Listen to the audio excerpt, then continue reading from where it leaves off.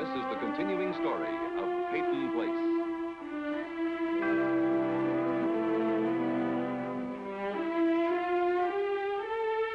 Starring Dorothy Malone as Constance Mackenzie, Ed Nelson as Michael Rossi, Mia Farrow as Allison Mackenzie, Ryan O'Neill as Rodney Harrington, Barbara Parkins as Betty Anderson, Tim O'Connor as Elliot Carson, Christopher Conley as Norman Harrington.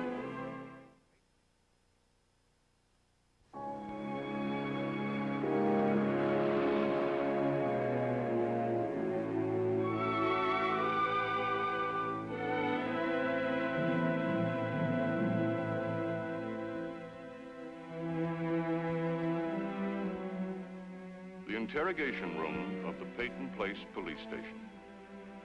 Ordinarily, this room is used for the routine business of a small-town constabulary. But today, the room is an arena. Elliot Carson and Leslie Harrington have met at long last and must confront each other. It was very decent of you, Elliot, to go to the trouble of tracking me down in Europe. Somebody had to do it. Matt wasn't here. I'd have done the same for anyone under the circumstances. You're looking healthy and trim. You've changed, Elliot. I mean it. It's very impressive.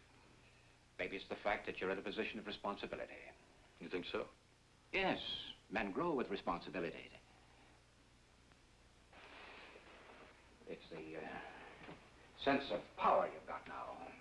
It's given you a new perspective on life. Sense of power. Editing the Clarion gives you a position of influence and responsibility in the community. If you're bold enough to use it, dependently you are.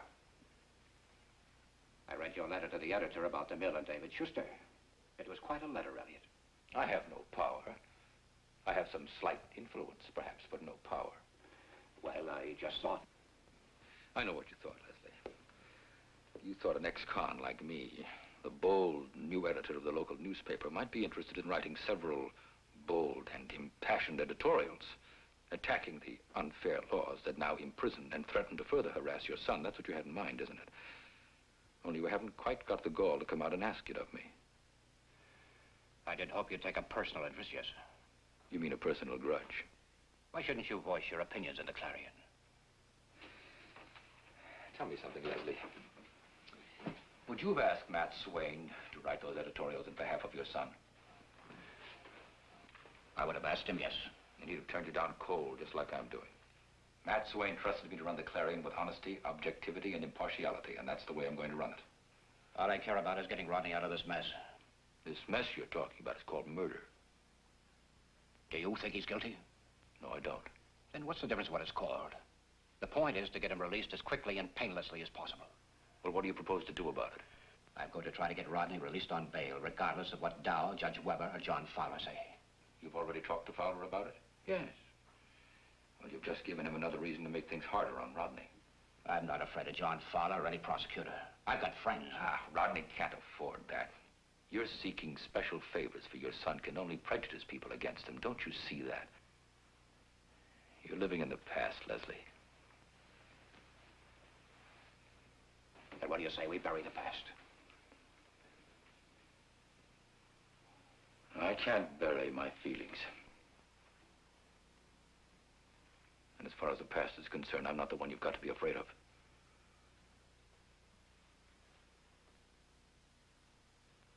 And will you be impartial in the way you handle the news about the hearing? Yes. I'll be impartial.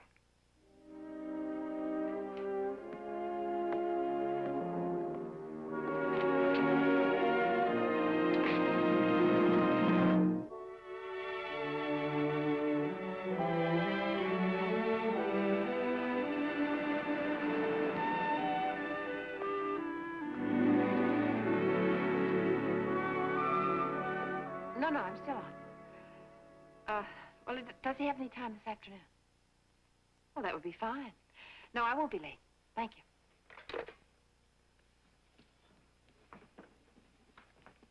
Hello, dear. Hi, sweetheart. Well, I finally ran into Leslie Harrington. Oh? What happened? He hasn't changed. As far as he's concerned, the fact that Rodney's being held for murder is just a mess that he's going to have to clean up. You expected him to change? I don't know. Did you see Rod? Yes. I'm the last person in the world who should have visited him. I wanted to let him know that I understood what he was going through, and I wanted to give him some hope, but I seemed to forget that I am living proof that justice can go awry, and I think all I managed to do was to terrify him. I doubt that. Anyway, Allison's going to visit him later. Maybe that'll cheer him up. Connie, I think we should send Allison away for a while. You know, she's always talking about visiting New York. It wouldn't be too expensive. She'd never go, and you know it. Look, I know what Rodney's going through, and there's very little else I wouldn't do to make things easier for him, but I don't want to see Allison put through a ringer for the next few weeks. I don't see how we can avoid it. But you never sat through a murder trial. There's one I wish I had. I'm sorry. I never quite forgave my mother for not letting me come home. And she had better reasons. Well, it's just that Allison is so young. And she's in love. And you couldn't get her to leave here. Would you mind if I try? Go ahead. You know, it's funny. I thought you'd agree with me. I thought you'd want to try to spare her. Look, I love you for wanting to protect her. And I want to protect her. But I know what she's feeling. When you were on trial, I would have given anything to be near you. I can do that to Allison. And this is the way we clean our house, clean our house, clean our house. House.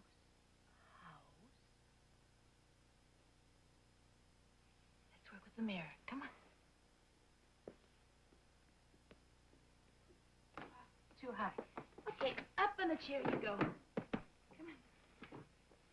Now, watch my lips. House.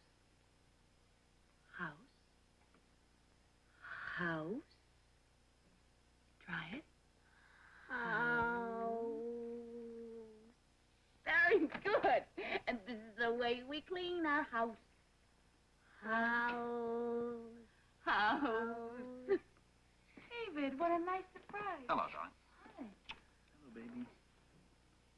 Kim, say house for Daddy.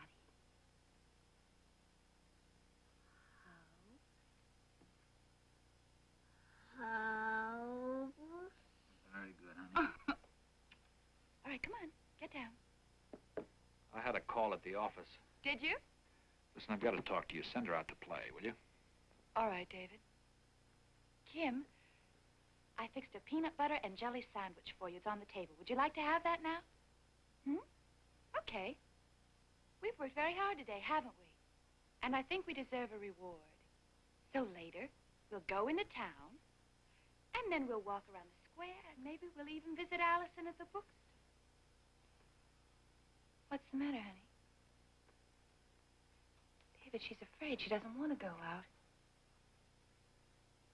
Kim, it's all right. We don't have to go out. No, we'll just stay here. And we'll have our own very special tea party. Would you like that? Me too. Okay. Now, go upstairs and get your tea set. Come on.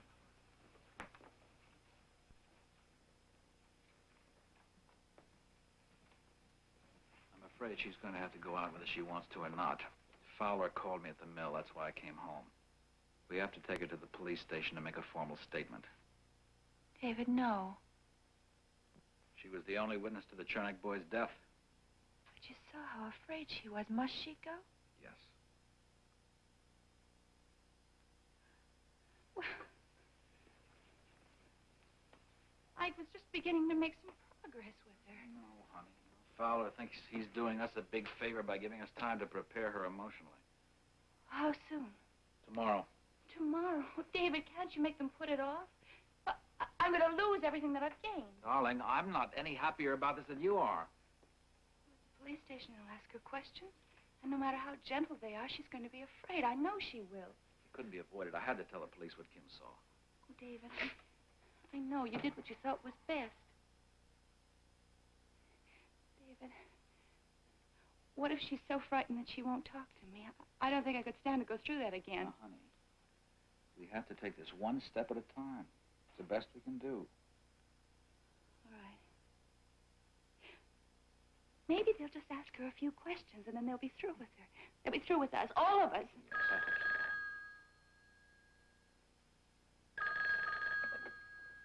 Hello? Yes? It's Boston calling. Yes. Well, hello, Mrs. Cord. What can I do for you? Well, I'm very glad to hear that. I'm sure you told him about my visit. I see. Well, thank you for calling, Mrs. Cord.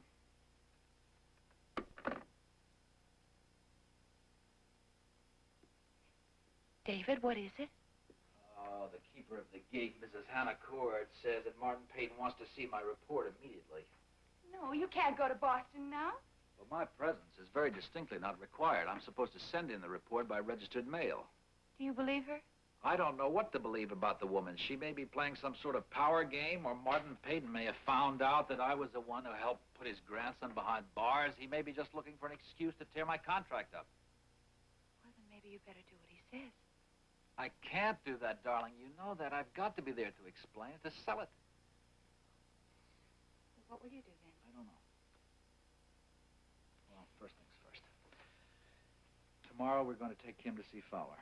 But we're going to talk to her first and try to minimize her fears. Okay. David, I hope we can. Oh, Mrs. Carson, you're a little bit early and Dr. Morton's still in conference, but, well, let's make use of the time anyway, shall we? Will you fill this out, please? Mrs. Carson? Oh, I beg your pardon. Oh, just routine for our records. Dr. Hoyt, report to surgery. Connie, what are you doing here? Oh, Michael, hello. Any messages for me, Miss Jones? Yes, Doctor, I have several for you. Thank you. Visiting someone? Your patient is here, Dr. Morton. Certainly. He'd like me to place a call for him first. Oh, I'm sorry. I just wanted to see if there was anything urgent. Oh, is there? Nope.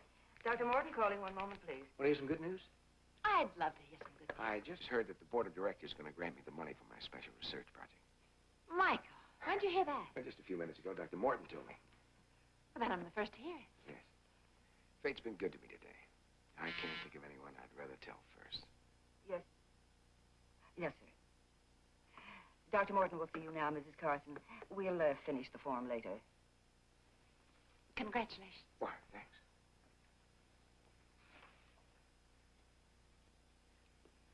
Is that a social call? She literally can't write her own name today. You're such good friends. I'm surprised she didn't make her appointment with you.